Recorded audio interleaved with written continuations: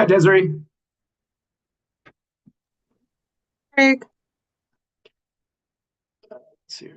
Uh, by the way, I don't think we're not even going to have a slide deck. It's just going to be Diane just kind of, sort of talking and taking questions. So it's just meant to be pretty kind of open. Okay, perfect.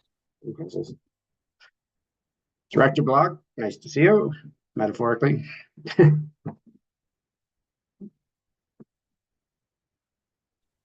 How are you, Craig? I'm good. It's going to be busy week, 2 weeks. I don't know what I was thinking having back-to-back board meetings so quickly. I was going to say that's a lot of board meetings. Well, and I got to figure out what I'm going to do because given our content, I'm thinking it could take 15 minutes, in which case I better have other things for you to do, or it could take a full 2 hours and not get done. So, Well, I think probably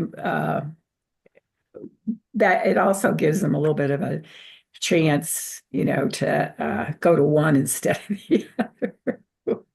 yeah. Um, anyhow, Desiree, is it Desiree? Is that how you say your name? It's Desiree. Thank you, Diane, for asking. Desiree. Um, I have a niece-in-law whom I adore, whose name is Desiree with two E's on the end. Oh, gotcha. Yeah. Pretty names.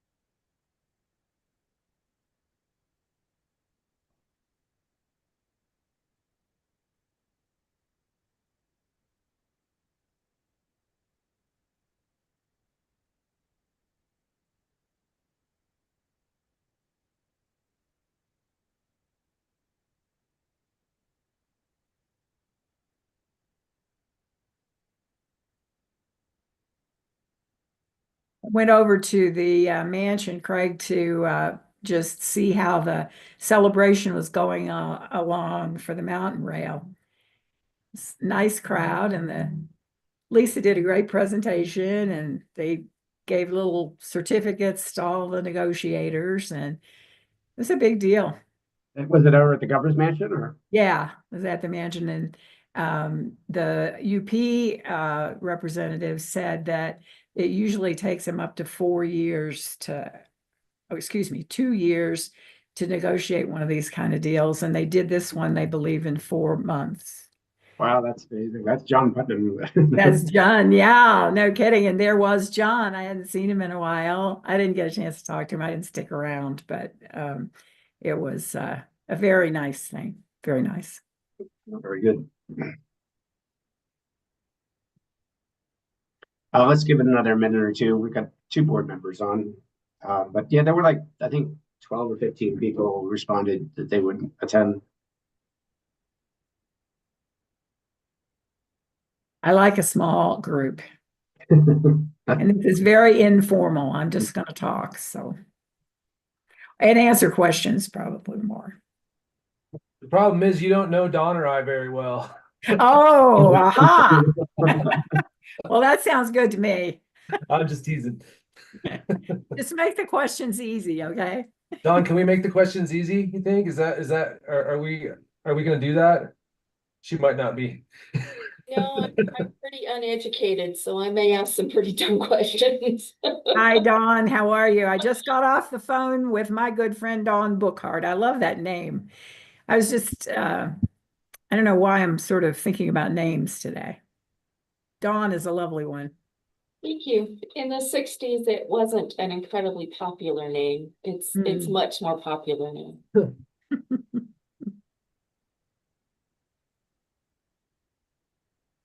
I see that Dawn is from the city of La Junta, but I don't know where David is from. I'm with the San Miguel Authority for Regional Transportation. We're the RTA and Telluride in the Telluride area. Great. Beautiful, beautiful country, huh? Yes, it is. Is it greening up or it's too early?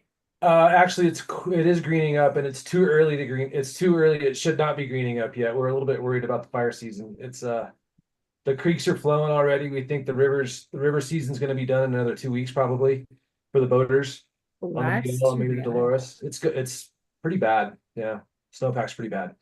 Oh dear. Cross our fingers. It's not as bad as our friends Here. down in New Mexico. Boy, they're hurting down there already. All right, well, I'm gonna go ahead and kick this off. So, since this is I guess because of this, sunshine rules or whatever, since we have multiple board members on here, this, is subject to that. So we did publicly announce this on the website and, made it available. So if anyone from the public joins or wants to join, they're certainly welcome to do that. But yes, there won't be any formal board decisions on this. It's informational, however. And yeah, so this is really going to be Diane Barrett, the manager of the joint service effort, really just providing a courtesy briefing to the CTA board, mainly because next week at the board meeting, boy, is that quick from the last board meeting. I'm scrambling a bit, but anyhow, next week, we're going to have this session with the Transportation Commission and the CTIO to do a workshop about the joint service effort, and the CTA board and the CTIO board making some, or considering making some commitments to the joint service effort. So I didn't want to have the board just sort of be that the first time they heard, so I thought I'd have Diane do a presentation. It was a little bit hard to get everyone together, so while this is an intimate group, we're recording this. I'm going to make it available. Well, it'll be publicly available, but also I'll send it to all the CT board members that weren't able to be here. So with that, I'm going to introduce Diane. We were already talking a little bit, but Diane is the manager of the joint service effort, and we've all been working very hard over the last month or so trying to move the effort forward. But Diane, if you want to just kind of go from here and tell us folks a little bit about what it is we're doing. Yeah, I'm happy to do that. And let's not call it a presentation. Let's call it a conversation. I decided that it would be, since it's you guys don't have any reason really to know much about this before it gets shoved in your plate. And so I thought I'd give you a little background, and please stop me if I say something that doesn't make any sense, which I do sometimes. And also feel free to ask questions as I'm talking. This is not a formal presentation at all.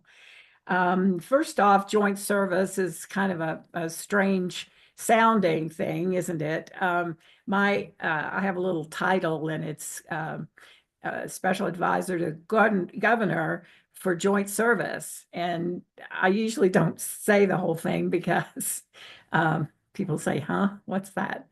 But joint service really assumes a group, and in this case, it's political entities, that gets together to accomplish a rail service and to deliver it, and they deliver it together. And in this case, the Senate Bill 24-184 mandated the group, and that group, as you know, is CTIO and CTE and CDOT, and then RTD, FRPRD, the Front Range Passenger Rail District, and the governor's office. And so that group has come together to provide what we're calling a starter service, a starter passenger rail service. And that service will be from Denver Union Station to Fort Collins, and it will go probably 3 round trips a day. The statute asks us to study 3 round trips and 5 round trips, which we did, and found that 3 is more affordable for us, for one thing. And it's more amenable to BNSF. And that will become, as I talk, I think the importance of BNSF and their satisfaction will become pretty obvious. So the basics of our little starter service is that there will be one operator operating the whole service. And that's important for efficiencies. And it's extremely important for our friends at BNSF, sort of one neck to choke kind of thing. There will be one access agreement, only one, again, one neck to choke kind of thing. That's important to BNSF. The access agreement with BNSF is the key, of course, to running our passenger rail service on existing freight lines. And one alignment. And that alignment was decided in the fall to be using the RTD B line, which everybody's familiar with, and then transferring to BNSF's freight line all the way up to Fort Collins.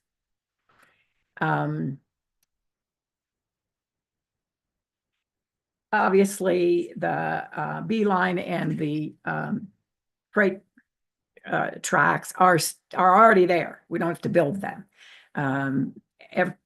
The things that we may have to build are not a lot to start with, probably signalization, maybe some sidings, perhaps, that sort of thing. But everything that we think we need, at least just about everything we think we need, is going to be usable by FRPRD when and if they go to the ballot and get their 10 round trips a day, big line all the way from Fort Collins to Trinidad is their hope. The other thing about the joint service is that right now we believe that we can accomplish it with our local resources that exist already. So we are not looking for any federal money, which is a good thing at this point. We believe that among the partners, among the joint service partners, we can afford it. In the transit world these days, and you guys are right in the middle of it, you hear a lot about different kinds of passenger rail, and we like to define joint service as kind of a hybrid. It isn't any one of the others, but it is almost a blend of them. For instance, you probably followed RTD's peak rail study, which they completed a few months ago. It was an $8 million study, and it took a year and a half or something like that, a lot of time. And it was a rail service, commuter rail service, one distinction, and it had 10 stops, and it went 3 times daily, but it was only to Longmont. And it cost about $56 million. And it was projected to start at the earliest in 2050. So again, commuter rail, only to Longmont, $56 million, and not until 2050. The Front Range passenger rail, of which we are phase 1, if you think about it that way, that's the way the statute thinks about it, is intercity passenger rail service. Again, not commuter, in intercity passenger rail. It has 5 stops in northern Colorado. And there is a big service development plan that's being done for it. Now that's with the FRA, so there's federal money involved in that. And they are, as I said, considering 5 stops and 10 round trips a day. And that intercity passenger rail service has, under the definitionally, it's further apart, the stops are further apart, and the service is generally somewhat faster. And until the SDP is finished, the study I talked about, we don't really know much about the costs there yet, except that they're big. Our joint service, the hybrid, is a hybrid between commuter and intercity passenger rail. And it goes from Denver to Fort Collins. And there are 8 stations, not as many as the commuter service, but more than the passenger rail. And it's 3 times daily, and it's $83 million annually. And it is to start, according to the statute, by January of 2029. What sticks the joint service together? In the statute, the legislature gave us basically 3 choices. They said you can start a statewide rail authority. And we said, thank you very much. You didn't give us enough money and you didn't give us any authority. And even though we all think that a rail authority would be a good thing, this particular statute doesn't get us there. The other 2 choices were A, create a new entity, probably a Colorado nonprofit that would put everybody together and operate and so forth, or to enter into an intergovernmental agreement. And after considering it, the principals of each of the agencies decided that the IGA was something they were more familiar with, and that it would be a simpler way to attack the problem than trying to create a new entity. So unanimously, they decided back in August and September that the IGA was the way to go. When you get together next week with the TC, you're going to have an introduction to the proposed document, intergovernmental agreement document that we have put together with many, many lawyers, and that we are still negotiating among ourselves. Again, as I said, when I was summarizing the 3 different services that you're hearing about, our annual costs are in the nature of $83 million a year in 2029 dollars. That is $32 million in O&M costs and $51 million in debt service, which accommodates the construction hard costs and so forth. And that's estimates, obviously, because we are in the midst of making several decisions about the service and what happens there, in order to decide which of a couple of different financial plans will be our choices in the end.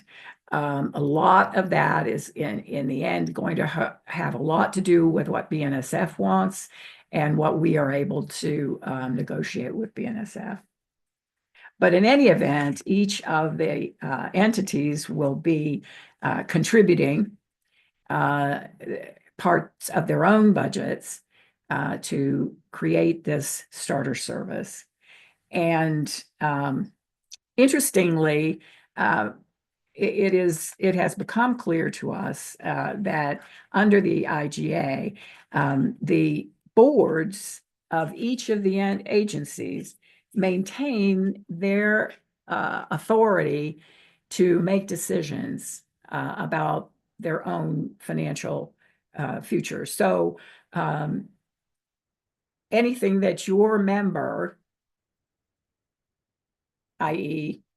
Craig, makes has to be backed by you, his board. And I think he's grateful for that. Am I right, Craig? Diane, I was going to just jump in for a minute and just talk a little bit about the sort of the governance structure and how the CTE is involved in that. So there's currently a group called the JSOC, I think it's called the Joint Service Executive Oversight Committee. And that's comprised of myself as director of the CTE. I'm part of that. And there's six people on this, formally on this committee. So myself as the director of the CTE, Piper as director of the CTIO. I think Herman is representing CDOT overall. Shoshana, yeah. Shoshana is representing Shoshana, yeah. The joint service, I'm sorry, not the joint service, Front Range Passenger Rails executive director is Chrissy Bright. And then RTD, so Deb's representing RTD on this group. And then the last is the governor's office, and that's Lisa Kaufman. So the six of us are this committee, and said we've been meeting to kind of hash through that. And currently, I guess there's two asks next week when we have the meeting with the commission and the CTIO. One is that we've been working on an intergovernmental agreement between those six parties. And I don't think we're ready to ask for it to get signed, but we're working towards that. So part of the intent next week is to give you some background on it and let you know what's coming. But, ultimately, I'll be bringing to the board a decision of, are you, good with us signing on, the CTE signing on to this and governmental agreement. Secondly, one of the reason I'm on there is I'm the piñata is, the CTE has money for passenger rail. 20% of the oil and gas fee proceeds are set aside in a separate program and account for passenger rail. And the expectation when the legislature passed SB 230 was that some of that money would go to the joint service. So at some point, a second, I think, ask is going to be for the board to make a commitment to provide some of that funding to the joint service. I think initially it's going to be kind of a soft commitment of, okay, about half the money. We're assuming the joint service initiative keeps moving forward, then we'll go to contracts. But again, sort of a soft commitment to provide some funding to that. And I think providing those commitments are important in some ways to be able to even sit down and negotiate with BNSF. Like we need the joint service needs to have that show of support. So that's kind of where all this is going towards, is that we're working towards bringing those two issues to the board. So Diane, I just get back to you. Just like try to explain that. Everything that's going to be brought to you in the next few weeks is going to be fully dependent upon the JSEOC ability to reach agreement with BNSF. So everything that you are going to look at and decide about is subject to everybody getting an agreement with BNSF. About all I want to finish with is some key takeaways, and then I'm going to depend on David, who tells me he talks all the time, and Dawn, who he also says talks all the time. So we'll start from here. We believe that there are enough existing resources from SB 184 and SB 230 and RTD's current various reserves and so forth to cover the starter service is 3 round trips a day. 3 round trips a day is estimated to cost about $83 million in the first year of operations, as I said. If the state contributes $42 million annually, there's a gap of $41 million to be filled by RTD, and the obviously, that's just estimates, as I said. Peak Rail, remember I talked about the Peak Rail study, and it only goes to Longmont. 3 trains from Denver to Longmont cost $56 million annually. For RTD alone, 41 million, significantly less, and the service would be connecting twice the amount of the population going to Fort Collins. Nearly all infrastructure investments for joint service would benefit the eventual Front Range passenger rail service. And further study is needed to define the service, negotiate the access agreement, develop our IGA and our finance plan. So everything we're doing is part of this further study that we're doing about our starter service. I think that's gives you sort of all the fundamentals. I think you know pretty much everything I know right now. So ask questions if you want.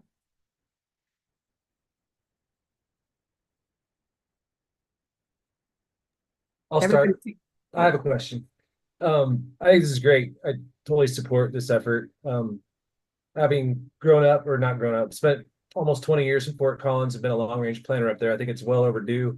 I'm glad you're trying to get to an agreement with the BN. Good luck with that. Won't be me, thank goodness. Yeah, I wish board director Brackey was with us. She's got all kinds of war stories about negotiating easements for the Mason corridor with the BN when we were working with the bus rapid transit project up there. Anyway, it sounds like the operating side of the equation is coming together. What are we thinking about capital? I mean, there's going to be some capital expenses, the trains, the quad crossings, the sidings you mentioned, like that kind of thing. And when will we know a cost for that? And what's the, at least at this point, like planning level thinking about how that's going to be tackled? Well, right now we have a couple of different opportunities on the table, and we're looking at them comparatively. So, but the 3 round trips that we're using as our basic assumption right now is estimated. We asked H&TB, our consultants, to give us the lowest possible cost. So they went through and, skinny down everything they could skinny, and came up with a total construction cost of $885 million, which sounds big to me, but it isn't in railroad talk, right? No, it's not. It is skinny down quite a bit. Yeah. And that's the numbers that I gave you with the $83 million and so forth. And then that estimates the O&M and so forth. There's another transaction option on the table that would be somewhat less, probably not a huge amount less, but somewhat less. So we're really evaluating a couple of different construction numbers, but the train set is the train sets. Rolling stock is basically the biggest thing that's not included in that. Okay. And it's hard to come by. You probably know that. Hardly anybody's manufacturing anything at this point. So if you're ordering newly cars to be new and built for you, you almost can't get them, and certainly can't get them by January of 29. So what we're looking at is the possibility of refurbishing used train sets from other service providers, or one odd thing came up where a manufacturer had manufactured 14 cars for someone that refused the order or decided they didn't want it. We were looking at those. Things like that, but the train set stuff is out there. Also, a maintenance facility has to be provided. We're looking hard at the opportunity in Denver of providing a maintenance facility that would serve Mountain Rail as well as Front Range. starter service. And that has a lot of options, or a lot of opportunity, we think. That could save some money for us and for Mountain Rail. By the way, there was a big hoopla at the mansion at 11 this morning, congratulating everybody. Mountain Rail is actually going to be sending out their RFP, and they actually might have the first service running in November of 26. So it's amazing. Thank you. Just curious, do you think it'll end up being like a turnkey operating and maintenance contract with a franchisee, or? That's one of looking at one of the options. It looks more and more like it's going to be Amtrak, but that also has some drawbacks. So I couldn't tell you right away, but it will have to be one, because BNSF won't even talk about more than one. That makes sense. That makes sense. Okay, thanks.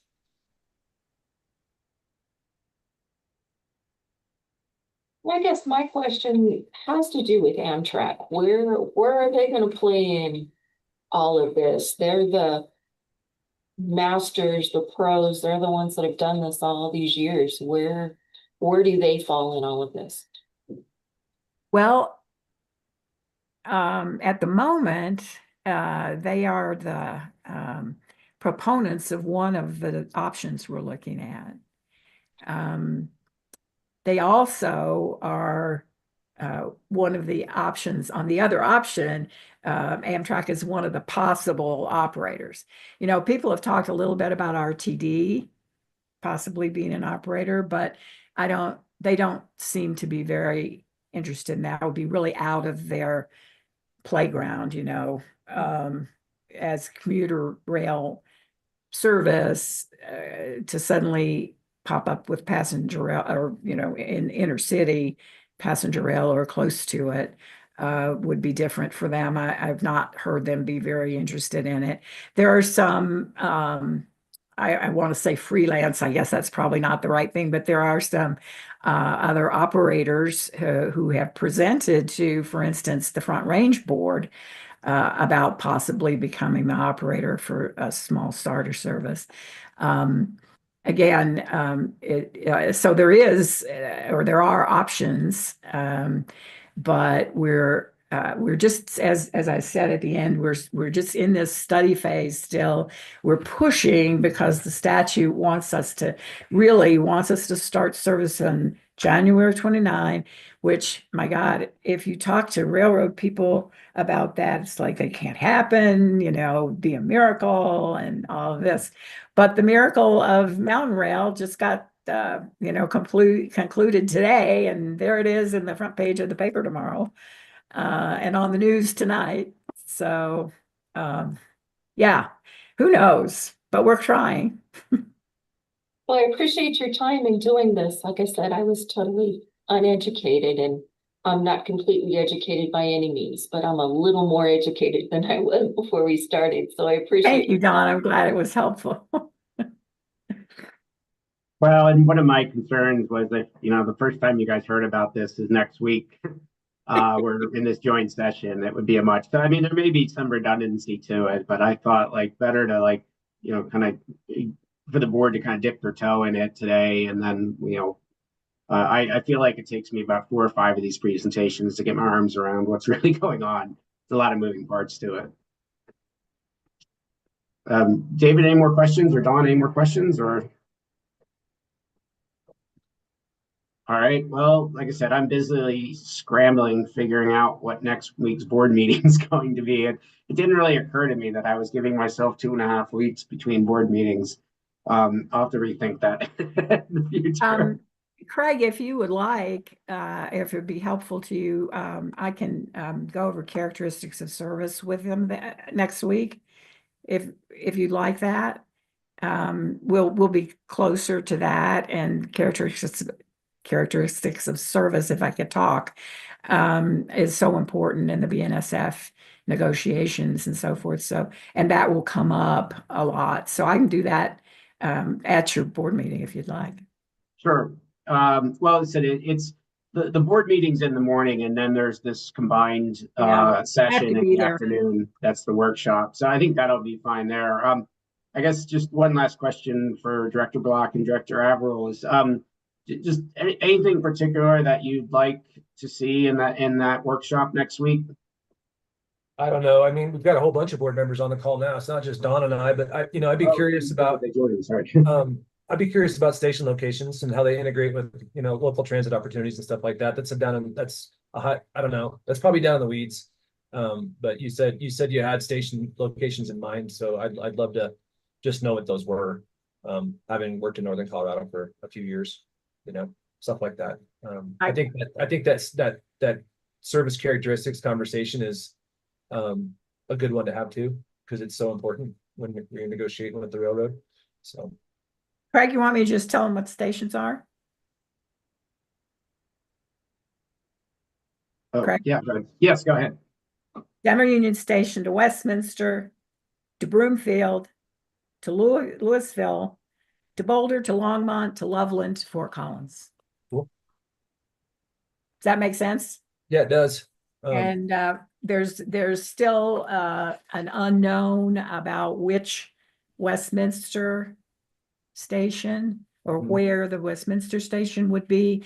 I think there are 3 candidates, one of which is supported by the mayor, a second of which is supported by the whole council. And then there's another one. So that's up to the air. Broomfield is probably going to be 116th, but not quite decided yet. Louisville is Louisville, and the others are as they're done. Fort Collins, is that downtown Fort Collins, or what do you think? That too is, yes, downtown Fort Collins, but there's a issue about where. Yeah, that's right in the middle of the street. Exactly. That's the problem. Yeah. Anyway, cool. I'm sure you'll figure it out. That's the fun part. Yeah, my apologies. I didn't realize we had all the other participants jump in. I just was seeing the pictures on there. Director Blinn, Director Frommer, and Director Chairman Jones are all on the call. Just a quick check. Any questions from any of you?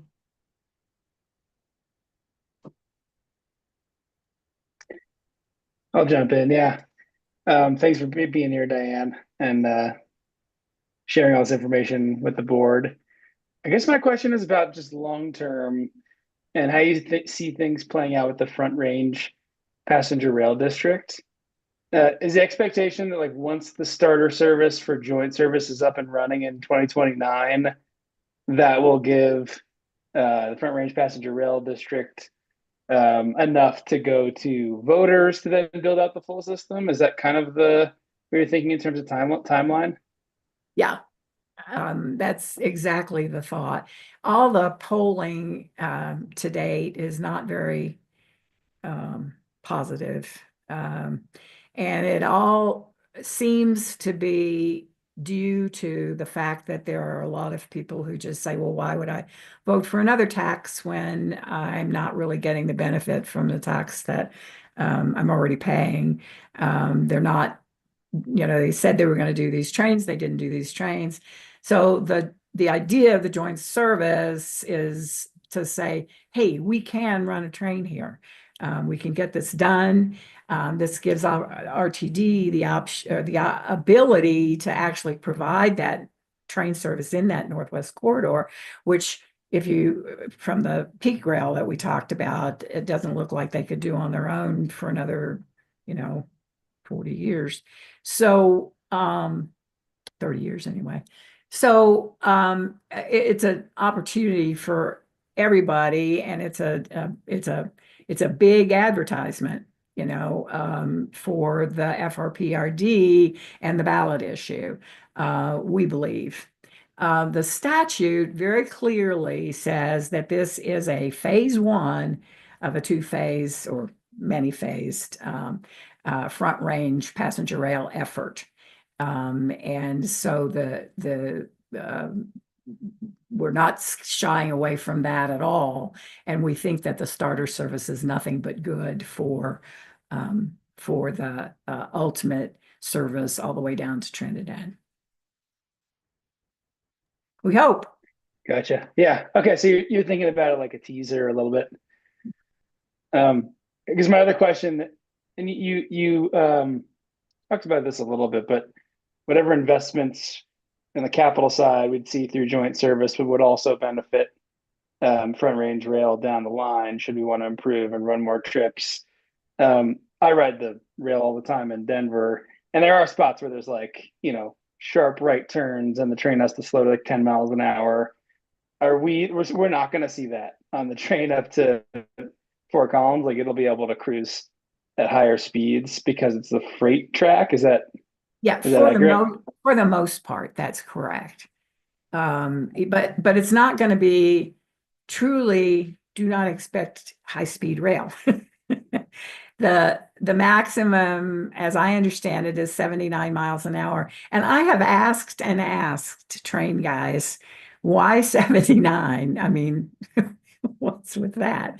But it appears that that's a magic number. And the ability to get to 79 for any length of time depends on how far you have to go, right? So if your next stop is really quick, like it will be between Broomfield and Westminster, it's not going to go very fast. But there are spots along the way where they can make some good speed. The governor was talking about that a little bit this morning about the mountain rail, where with the mountains, you cannot really, that's a place where you really can't do a lot with speed.